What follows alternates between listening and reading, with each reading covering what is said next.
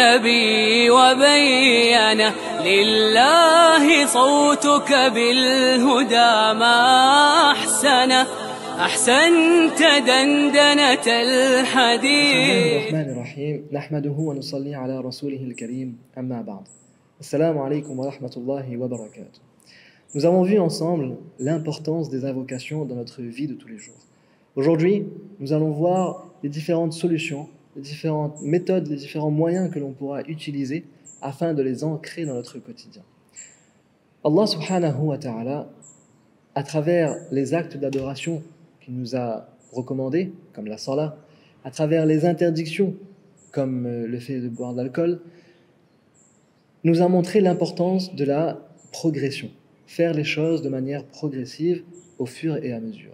Le prophète sallallahu alayhi wa sallam d'ailleurs dit dans un hadith rapporté par Abu Hurayra radiyallahu anhu: Ahabbul a'mali ila Allahi adwamuha wa in qalla.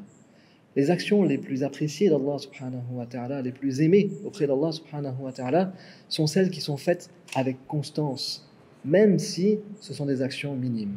Il n'y a pas une bonne méthode, mais il y en a plusieurs, et cela se fera selon les affinités de chacun ou selon les besoins de chacun dans l'apprentissage. Avant toute chose, demandez l'aide d'Allah subhanahu wa ta'ala dans cette démarche, comme pour n'importe quelle chose que l'on entreprend. Ensuite, délaisser les péchés. Délaisser les péchés est quelque chose de très important. Le prophète sallallahu alayhi wa sallam nous enseigne: délaisse les péchés et tu seras alors le plus grand des adorateurs parmi les gens. Et l'imam al-Shafi'i, qui se plaignait de sa mémoire, on lui dit: délaisse les péchés, car cette science est une lumière. Or, la lumière d'Allah subhanahu wa ta'ala n'est pas donnée à celui qui désobéit à Allah. Ibn Abbas radiyallahu anhu nous rapporte que le prophète sallallahu alayhi wa sallam leur enseignait les invocations comme il leur enseignait les surahs du Coran.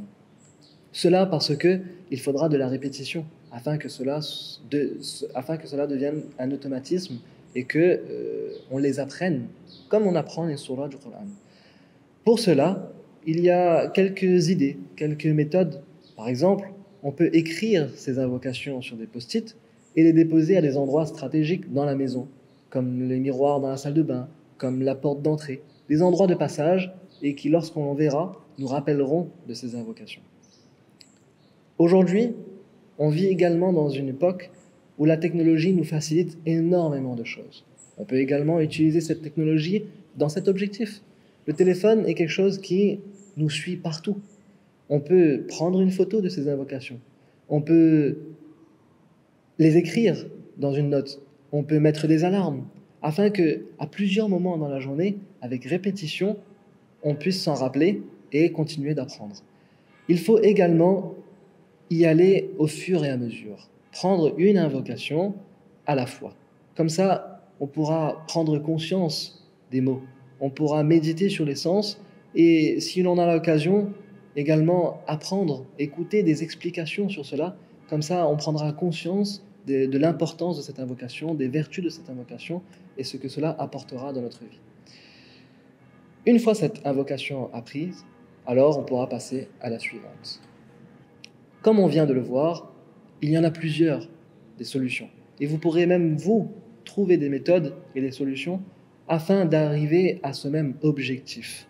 Tout cela pour adorer Allah subhanahu wa ta'ala, pour se rappeler d'Allah subhanahu wa ta'ala à tous les moments de la journée et faire en sorte que ce souvenir d'Allah soit constant dans notre vie et soit là tous les jours, quotidiennement. Qu'Allah subhanahu wa ta'ala nous facilite cet apprentissage, qu'Allah subhanahu wa ta'ala nous aide, nous accompagne. Wa akhiru da'wana anil hamdulillahi rabbil alamin.